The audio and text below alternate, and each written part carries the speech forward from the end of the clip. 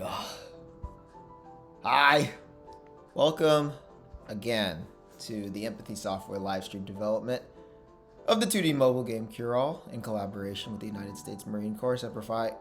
My name is Russell Campbell, and I'm here again with the pleasure of developing for you here live on Twitch.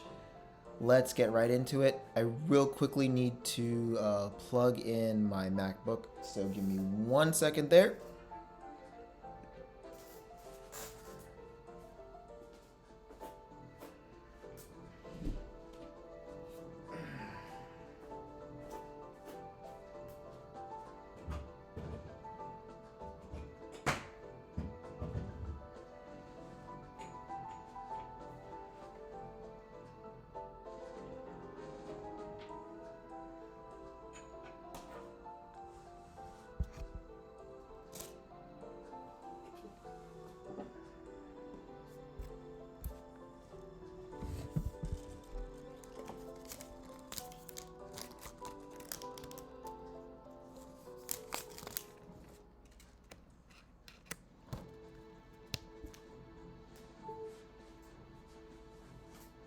Yeah, might skip mentioning it.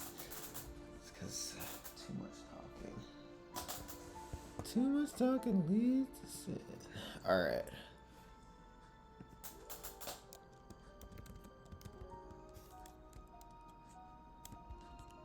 Oop.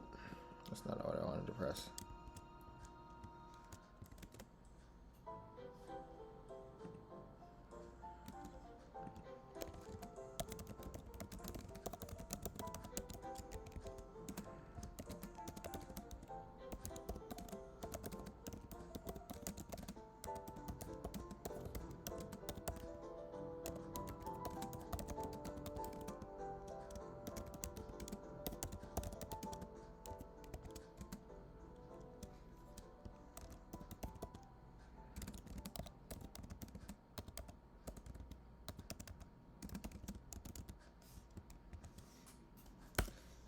Alright, so hello again and welcome. So, we're not going to need a lot of extensive preparation time this time. On the last episode of the saga, we had run into an issue where the sprites were changing for the avatar selection, but we weren't getting any movement. Now we have a different set of problems. I got the correct base code, so let me just demonstrate what we're able to do here. Ignore these. We're gonna do some unit testing today, as long as we get there. But I know that unit testing is not very fun, or test-driven development is not a very fun aspect of coding. In fact, I think unless this is a job that is now made obsolete in the tech industry, I think there are testing engineers whose specific job is to write the unit tests out for other developers to come in, then to knowing that those tests failed, write the code that makes those tests pass. So kind of doing two jobs here, but that's the name of the game right now. Let's see. But I just want to get into a good habit of doing this. Now, one thing that I was trying to do very briefly, I don't want to exaggerate.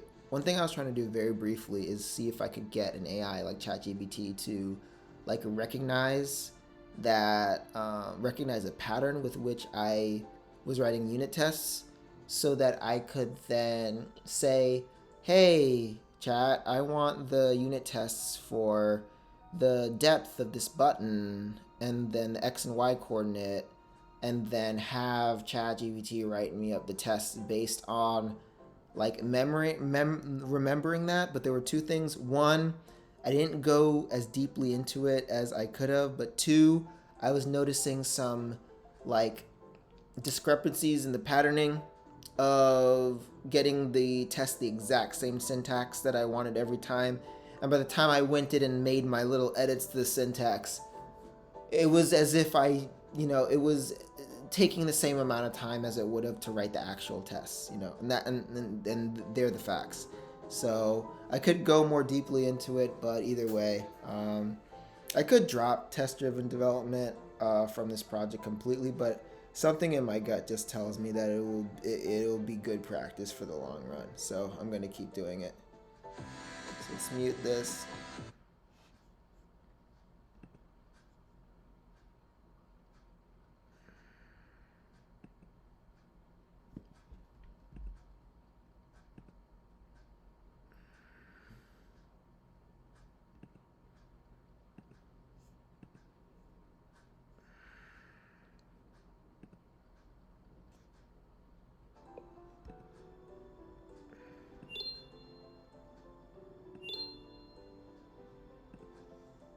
Oh, what? I was just.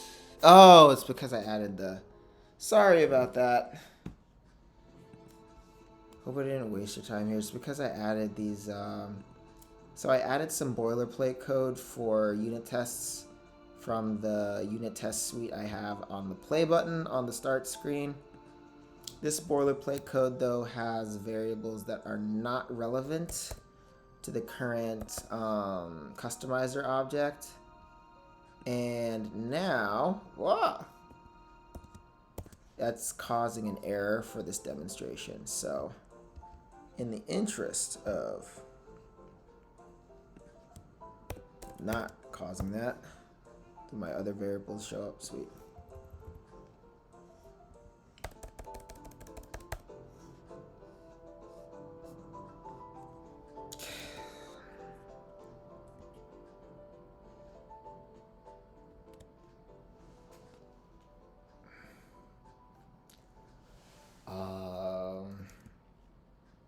Bit off topic, but I've been having a good day so far. Like, yesterday I had an excellent workout. A little sore, but I'm preparing for a PFT coming up, and I'm training 3 months in advance so I can get as high of a score on the PFT as possible. So that's good. In addition, the like there are a lot of changes coming in my life soon. Like there's there's the early access we're moving into for this game, and then I might be going back into school through the military. So I'm in, I definitely speak in like syncretic terms where like I know stuff about like the physical science and the technical, and then also like the spiritual, metaphysical, esoteric, whatever. So I will just use words that match whatever I'm currently feeling in the moment, and I really feel like I am in like this like hardcore like full energy in the upright again. You know, if you're a fan of Persona, if you ever played Persona, the main character is the Fool Arcana, and that's partially because you're playing as a teenage character, and being a teenager is a summary exercise in the Fool energy, because you're learning the world for the first time.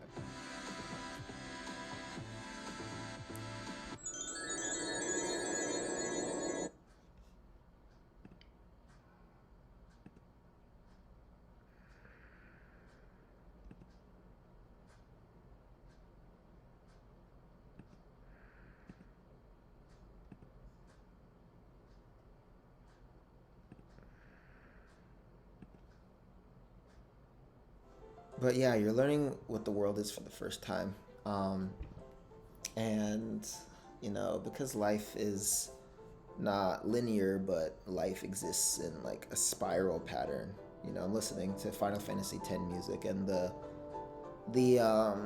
world in Final Fantasy X is called Spira because the developers probably came to the same set of conclusions I did, because when you develop software or develop anything or make any kind of story in great detail from start to finish, you like analyze reality in very, very minute detail. And when you do that, filmmakers can probably attest to this too. When you do that, you begin to see that nature has a spiral pattern, not a straight line pattern.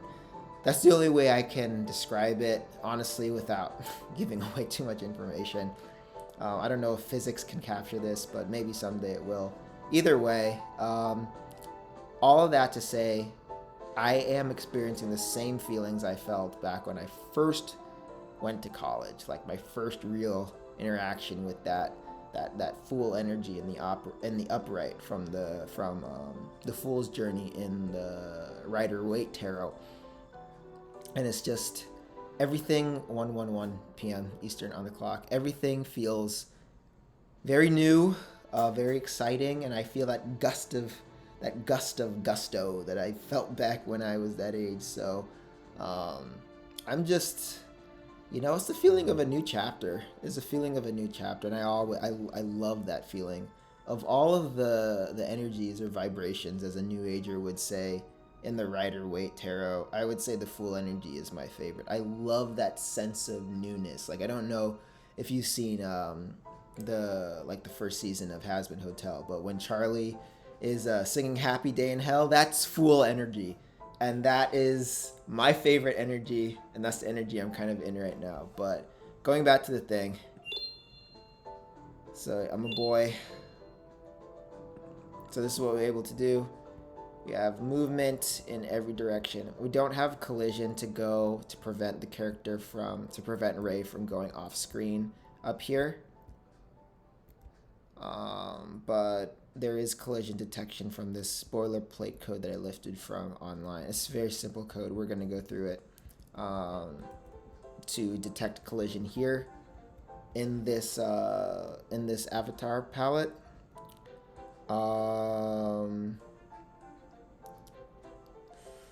Like, I could probably make better code myself, which, definitely will do as the situation calls for it. But I at least wanted to demonstrate that we have this going right here, and in combination with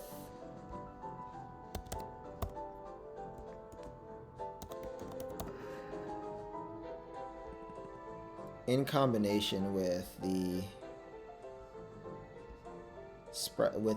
sprites that we made on the other stream to get Monsieur walking here. Oh, back at 30 frames. This should be saved at 7. Do I have to handle that programmatically? Huh. But yeah, in combination here, we're gonna do the thing that we need to do to make sure that this character gets walking. These are the non-binary sprites, because if you did not know, in the linear story of Cure-All, the character Ray is canonically non-binary. This is a non-binary video game character. It is plot relevant. We will work our way up to that. If you want to know more, please feel free to look out for more information about our early access launch, where I will give more insights into the plot. But for now, this is under wraps. But yes, this is Ray is a canonically non-binary character. Now, I do want to clear some things out of the way. I myself am not non-binary. I have, done the work to see, and if I was, I would be totally upfront about it, and I've had very honest conversations with myself. But no, I don't bog people down with terms or whatever. But I am a cisgender male. That means traditional male. I was born male, and I identify as male. So it's very, a guy, a dude. If you're more on the traditional side of things in here, I'm just a dude. Alright, but either way, the non-binary sprite is the first one we got walking, just because that is the standard sprite for this character. But I did make male and female sprites in case, obviously, you are not non-binary and you would still like to enjoy the experience of playing Cure-All. So we have the boy sprite right here, and another bit of good news is that in addition to basic collision detection, and then tetradirectional, neither of those are words, movement in all 4 directions. Looky here.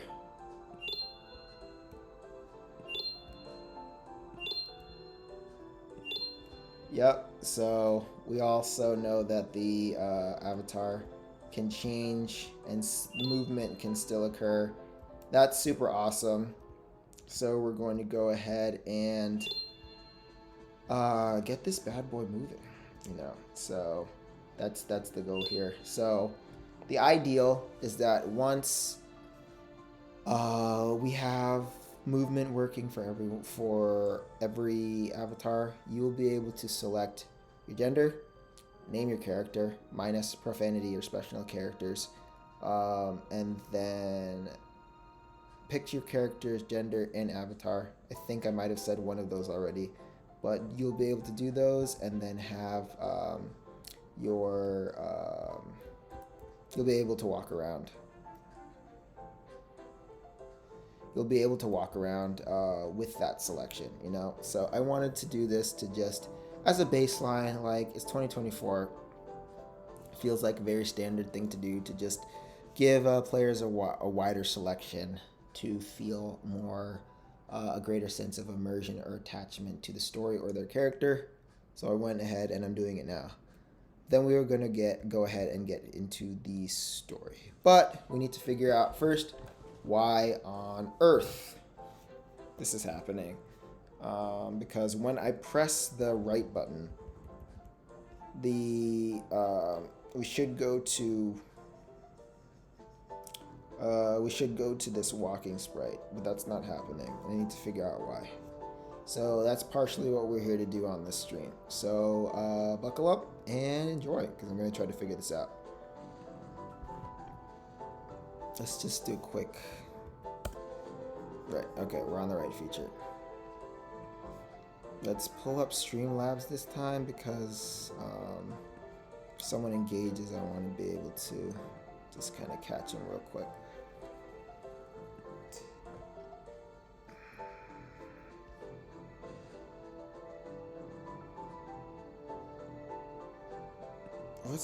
Okay, so how do I want to tackle this? First I can demonstrate what I mean when I say test-driven development. That was slightly annoying.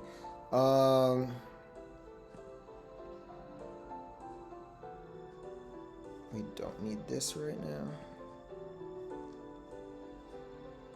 Alright, so...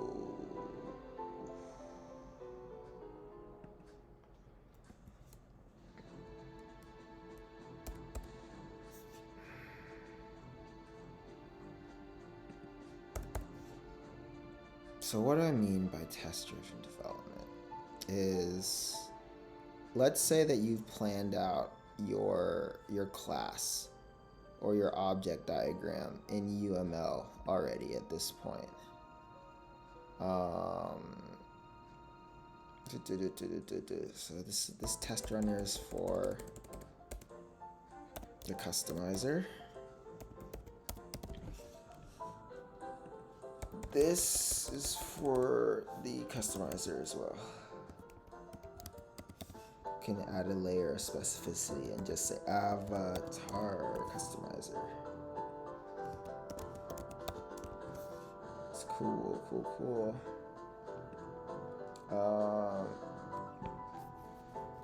So test-driven development means that you would have, you don't have to take this step with UML, but it's implied that, wait a minute, hold on one second, I want to find,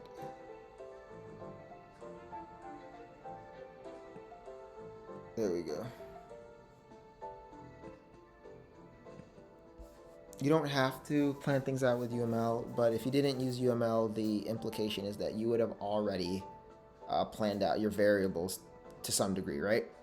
So you know what variables you're going to need to write your code because you've planned out your code to some degree. Now you would write what's called a failing test case. So in this case, I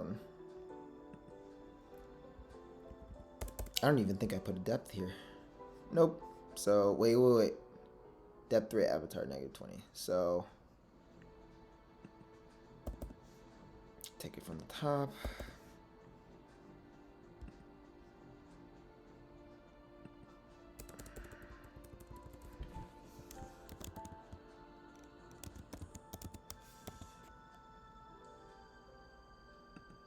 this is definitely one of the most tedious parts of like more advanced programming, and I've actually been on um, like a project with seniors who have enlightened me that in the industry a lot of the times people won't even do this. And then if you're developing on iOS, for example, um, you can do like setup and tear down functions in your unit testing, not your UI testing class in or .swift file in Xcode, but you can do like test manual test against, like, let's say you're testing against the network layer for like a network manager for like an API call.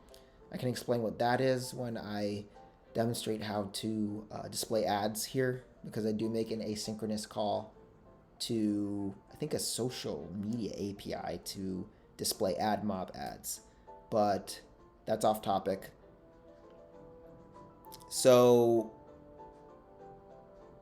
you can like make tests against a certain layer or against the like the user interface, like the main view. For me, what I have done in GameMaker is I've made sure I test like all my variables, because I don't have a lot of like very complex like network calls or database calls yet, because we have not added like very robust features to handle a lot of players in cure all yet. We're just the main game loop and like hammering down some fundamental core programming principles. Um, but I like to test as many of the variables I can, for example. So what did I call this? Dev3 avatar.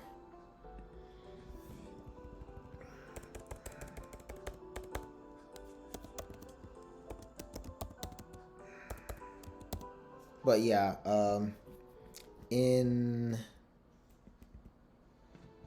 in a lot of industry code, I've learned recently that they will not even do this. This is a standard if you're working at one of the manga companies, um, Meta, Apple, Netflix, Google, or Amazon. Like, this is the standard. Like, they'll actually have you write out the software requirements, have you write unit tests and test cases before you write your production code. But for a lot of smaller development teams, even if there's senior level talent on the team, you're not going to see them write test cases in this way.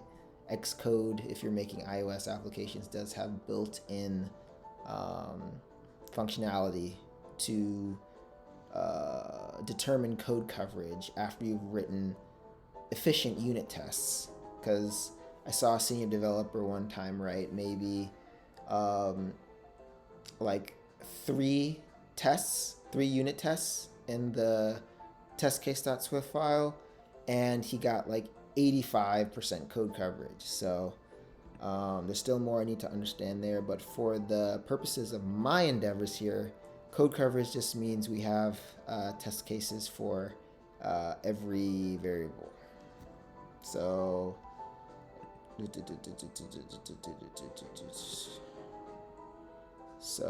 I would know ahead of time that I would want, for example, a depth of -20.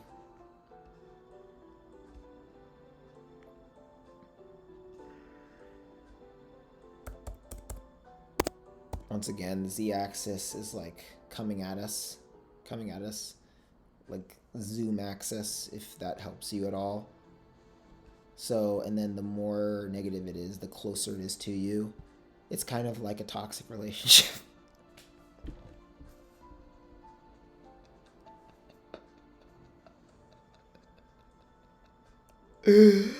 um, so then the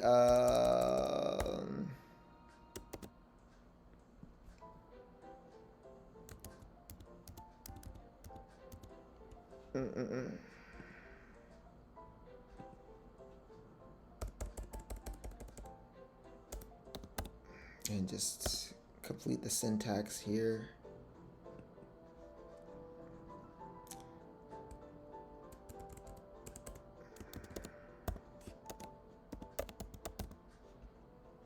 All right.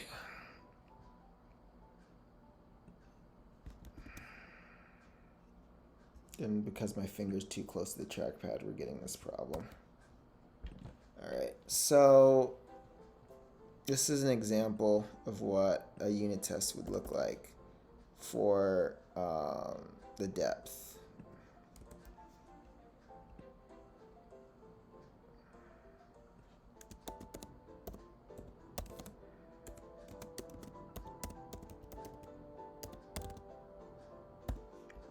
All right, so then a failing test case would mean that we don't have the logic here. We don't have the logic here to, we don't have the logic here to determine the depth of this sprite because the lines 6 and 7 are commented out, which means the compiler will not interpret them when we run the program.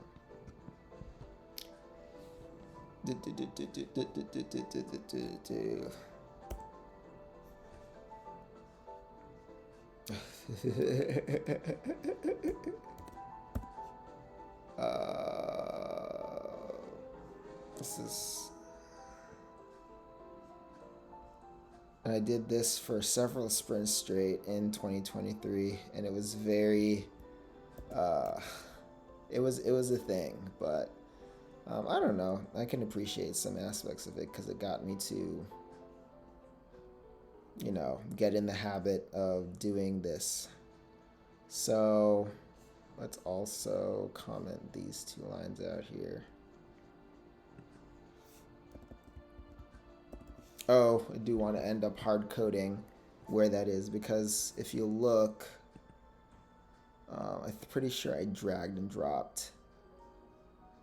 I originally dragged and dropped Ray onto the scene, which that's no bueno because let's clean this up.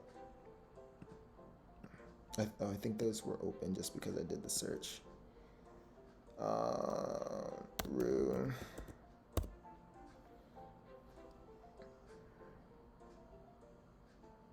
Pretty sure, no, that's the name, Ray Room.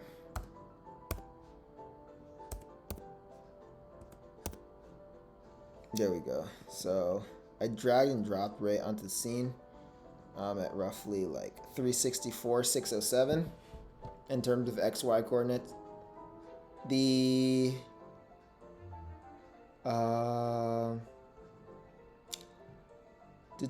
so it's something that we're definitely going to hard code here. But right now, for the purposes of this quick stream, because I do have something to briefly take care of before I come back for more here. But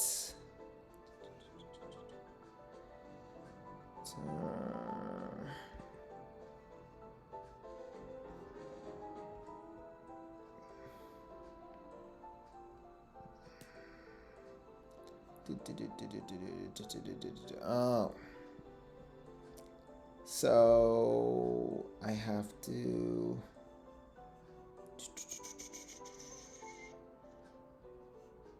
just quickly get through this example.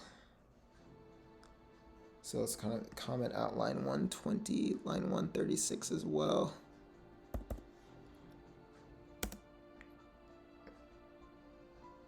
Now that I mentioned that about Swift, I think that's a great feature of, I don't know if that's like the Xcode IDE or the Swift language in general, but that developer was able to write 3 or 4 unit tests and then gain 80% test coverage. We had a small application, mind you, so it was probably easier to test against, like, I think he was testing against either the network layer or against the view.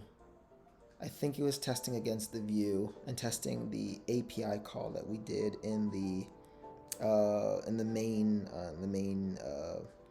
I'm trying to think of how you as a iPhone, like a phone user, or not you, but how a phone user would refer to that. But like the main screen, So he did unit tests against the main screen or the home screen, and there was a network call on the home screen in the code for the home screen, and he did like 3 tests against that, and that like gave us 85% code coverage or higher. I think it was 85 to 88%. So I think that's really cool. I don't know if that's something that's typical of Swift, but it's definitely got to be easier than doing what I have been doing. But either way, this is what's called a failing test case. Okay? Why is it a failing test case? Let's make sure all the names are consistent here. So what did I do? I created a new, first of all, I imported this framework called Crispy into GameMaker, which is a unit testing framework that you can get for free off of the Google, off of the Yo-Yo marketplace. And this is a custom unit testing package that you can add to GameMaker. So when I created this runner, I created a new test runner for the avatar customizer, and then the proper syntax here when you create this test suite is that a test runner is that you will add a new test suite to the runner. You could potentially add multiple test suites, which I could technically do, but I like to separate the tests related to the objects that they're attached to. That's just me. As I learn and grow, I might find a better way to do that. And then on line 23, you see this runner.add test suite. And then you're passing this parameter suite that you declared on line 20 into the add test suite function in this runner here. By the way, if I didn't mention it, the dot operator.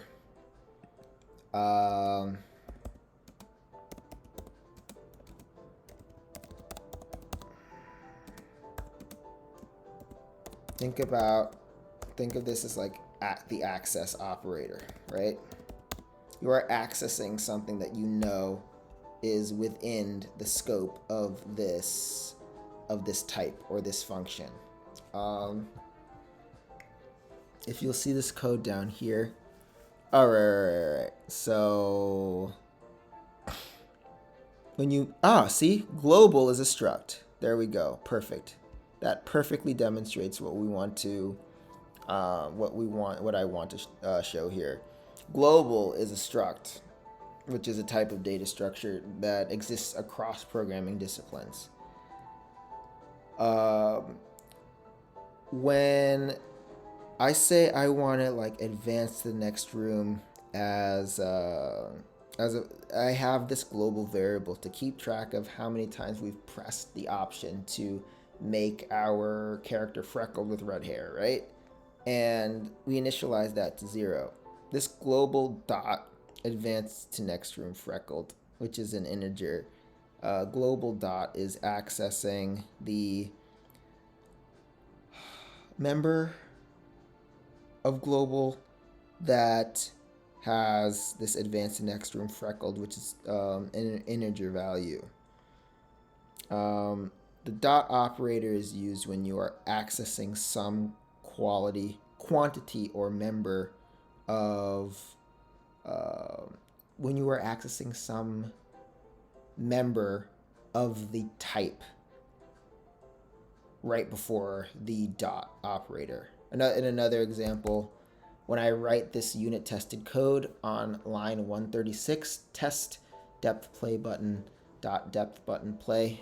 So if you look up here, the original unit tests, the writing is different here, but see how this unit test is declared with a new test case, and then you have this the position of the play button hard coded right here. So when you do test position play button x dot position button play x, you are accessing the actual variable within your type which is in this case a unit test. I hope that makes sense. Moving on. This is all right.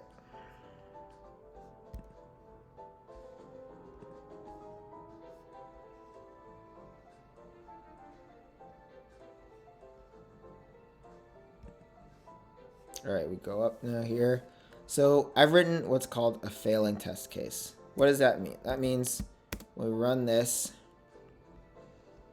and then get to where this is called. So let's save, build, clean build.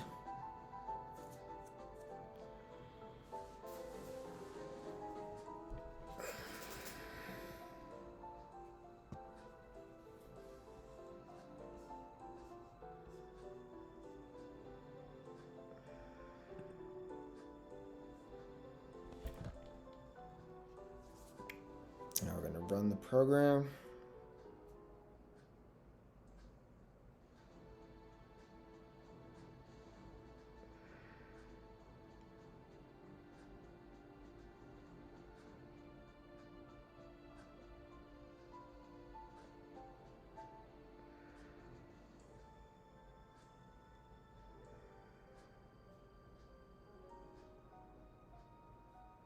Every time I build this project, I see how much work I've done just to get to this point in the beta test. It's all good though, because even though there is still magnitudes of more work, one, I'm excited to do it, and two, like, I don't know, once the remainder of this groundwork is complete, can just, how do I want to say, just push through. That's not the word. Iterate quickly. Yeah, we can just iterate quickly on the process that we currently have.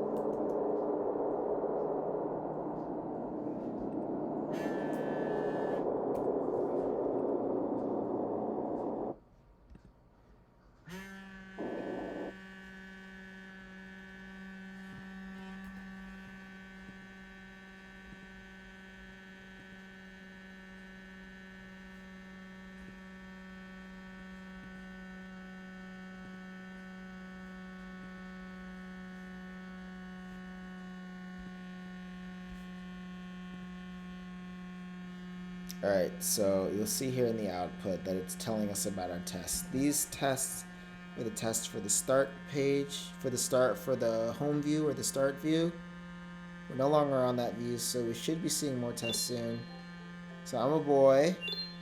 Let me get a closer look at you. Okay, so we can move, but there we go. Test, yeah. Test depth array avatar test case. Okay. This should say failed though. Because there's no other... Oh! Darn.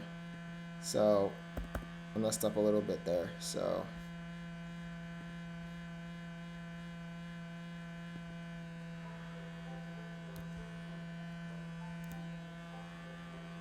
Welcome to VoiceOver. VoiceOvers.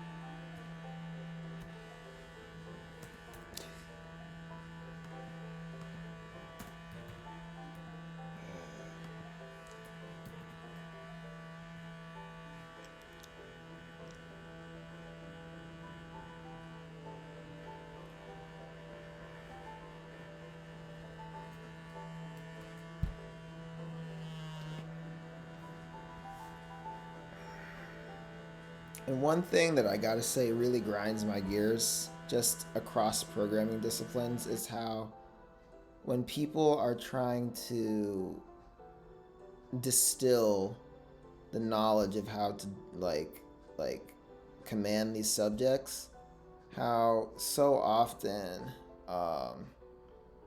like the stereotype of having to, if you're a developer, of having to like go on Stack Overflow and deal with just the most obnoxious elitist personalities trying to explain things to you.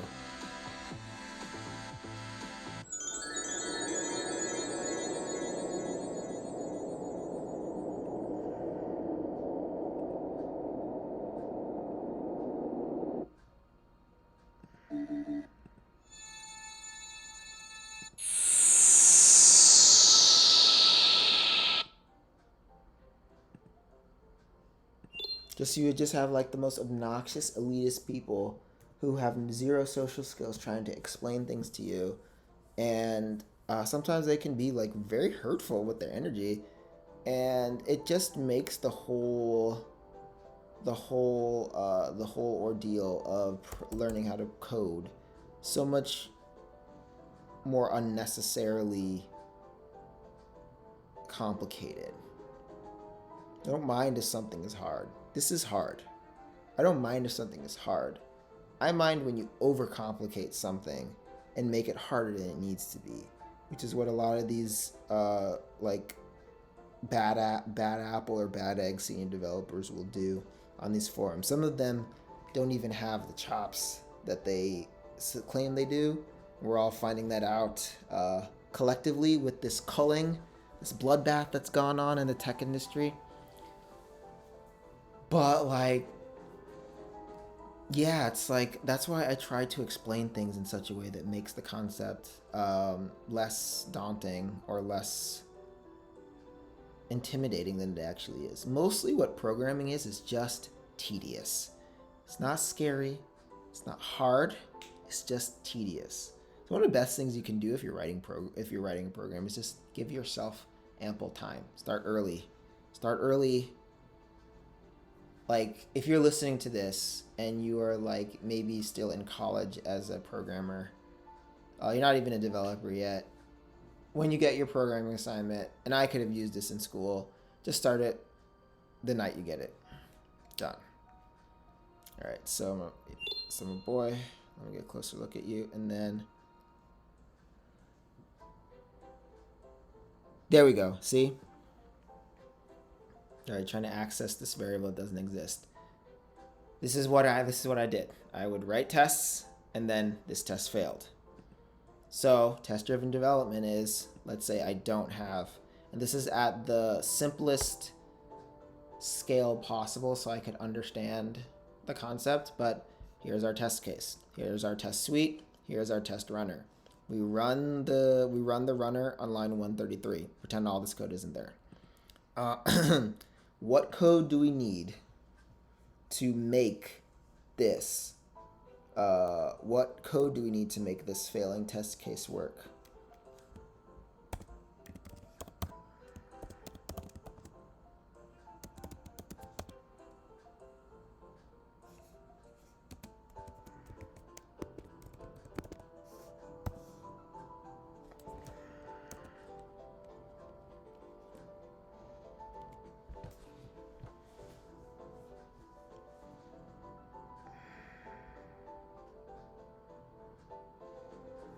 Clean program complete.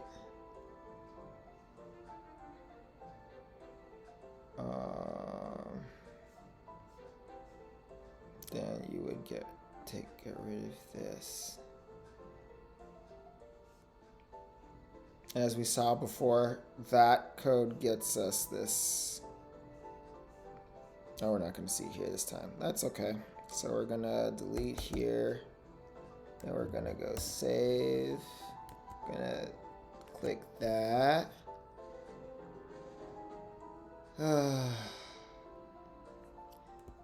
Credentials. Then we're gonna go here and then run again. Oh, let's stop this. This is gonna be test The name of this unit test is actually... this is depth ray avatar dot depth ray avatar. Again, same rigmarole.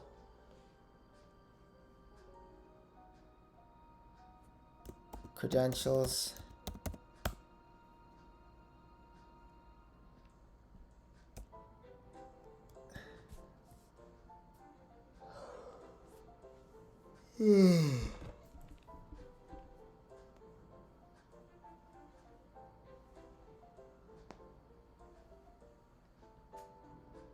Oh, I'm really sore. I love that feeling. When I look back on the workout I did yesterday, it was like not up to the intensity, because I've done some crazy intensity workouts. Like I've done gymnastics workout, like all 4 of the apparatus, like 3 sets of 3. So I would do 3, 6, 9, 12 routines, 12 gymnastics routines on high bar, parallel bars, floor, and rings every day, 5 days a week. No, for like 5 days a week, which that totals like 60 routines every week. So I've definitely done some more intense workouts, but I mean the most intense form of workout, I've also done like 5x5s as well, which is like a powerlifting type workout. I'm not a powerlifter, but the powerlifting workouts have increased in my strength like tenfold. Like I can't even describe to you.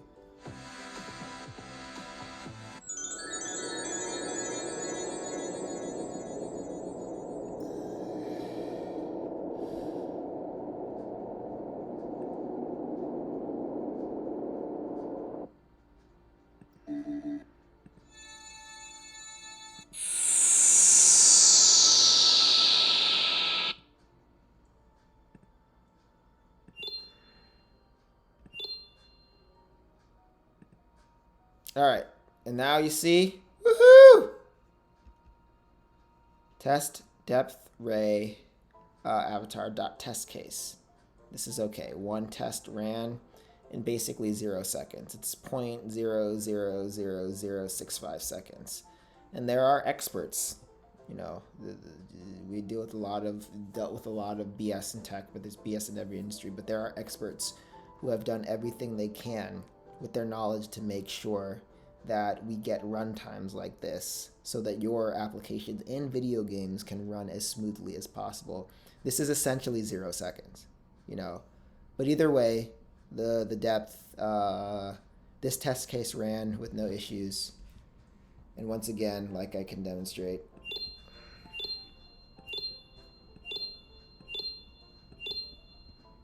we can move in 4 directions with some basic collision detection. So I am going to take a break from the stream right here. I'm going to come back for today actually, but I do want to split up the stream into 2 streams today. I'm not going to promise anything, but I think it would make sense because here's what I'm getting at here. Like I have the code for let's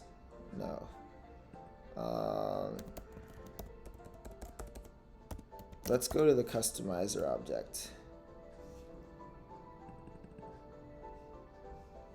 Let's go to the customizer object, right? We got right. Here's the simple code for the customizer object. Right? It's just 3 lines of code. Ignore this because I'm trying to change the sprite when you press this key. Wait, is key check? It's just check if it's pressed, not held down. Oh no, held down or not. So that's the one, so I don't know why. Either way, the unit test I would just add on this code would be to give these variable names, which they technically already have, and then add test cases to these MySpeed variables, which MySpeed is another variable that I declared as a part of this boilerplate code I copied on line 4 here. I would go ahead and add the test cases so that I would have code coverage on lines 4, 5, and 6. After that, I would figure out how to ensure the sprites change based on a keyboard input, just to make sure that the game can sense player input and change the direction of Ray depending on that input. And then from there, we would go into sectioning off the screen into coordinates, wherein if the player touches in this area, I don't know if I want to add arrows with like low opacity or low transparency just to like nudge the player in the right way. But I mean, if you come from the age of gaming where you played, for example, Contra or the original Super Mario Brothers, that was back in the day when games were like balls to the walls hard. This 18 plus stream. Balls, games were not for pussies. And things were very hard, and you were expected as the player to like learn how to play the game.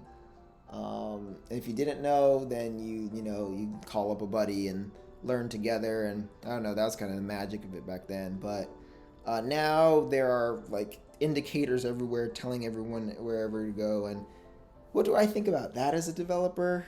Even though you didn't ask my opinion, I think about that like. I think you're missing out on a bit of stimulation when you hold your player's hand too much.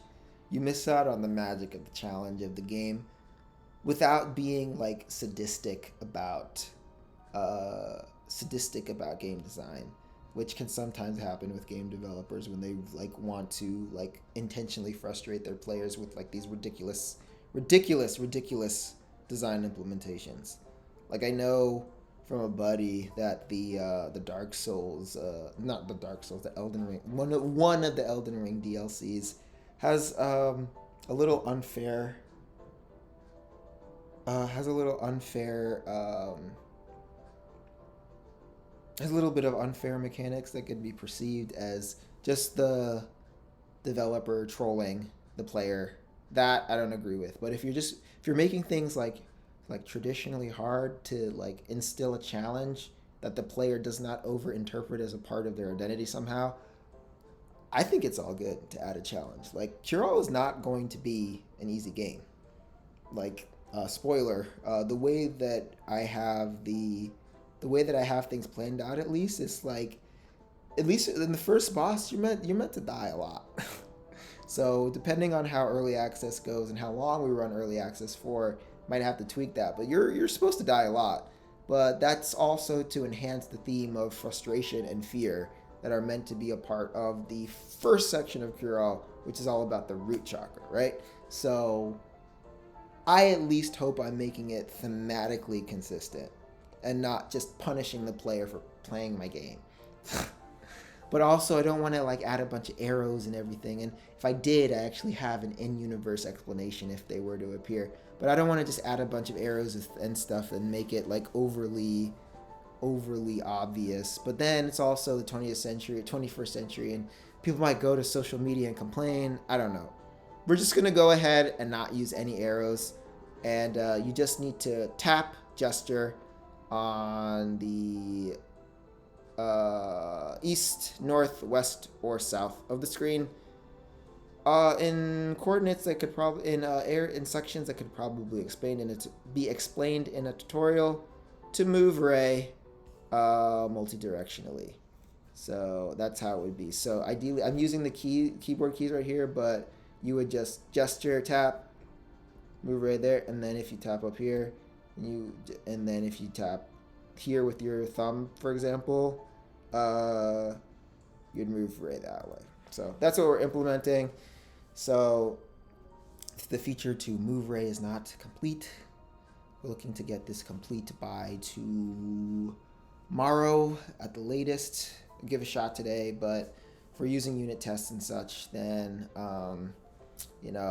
tomorrow seems more practical. But I am going to stream again today. So without further ado, I'm going to go ahead and close out the stream for this portion of the afternoon. Again, this has been Empathy Software's live stream development of the 2D mobile game Cure-All, Empathy Software's flagship title in collaboration with the United States Marine Corps Semper Fi. My name is Russell Campbell, and as always, my immense pleasure has been developing for you here live on Twitch. I hope you learned something, I hope you gained something, and we'll see you. We need to update the schedule, but I believe I'm on at a 16:30 or either 14:30 or 16:30 for 30 minutes of Pokemon battles. And then after that, we'll go ahead and stream again. I believe I have an art stream on the schedule. If I do, I probably need to go ahead and cancel that unless I'm in the mood for it by the end of the day. But yeah, I'll go ahead and cancel. Go ahead and cancel that. But we do have another stream, another development stream coming tonight. I don't know the time yet, but stay tuned on Twitter or TikTok if you're following there to get more information. Either way, appreciate you as always. Stay blessed, stay healthy, and take care. We'll see you for our part 2 stream later today. Bye.